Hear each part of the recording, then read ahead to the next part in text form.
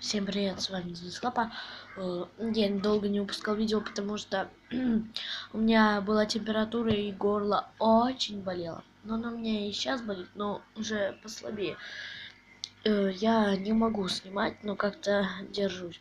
Я сейчас встал с кровати и начал видео снимать, потому что я его долго не снимал. Так что вот. Сейчас, подождите. Так вот. Я думаю, что с понедельника я начну снимать также видео, но сегодня у нас 12 октября, сейчас 1:30, да, но я выпущу это завтра в такое же время, потому что сегодня у меня нету сил. Завтра, надеюсь, у меня лучше чуть-чуть будет, и я выложу. Сейчас напишу и сделаю так, чтобы завтра оно выложилось.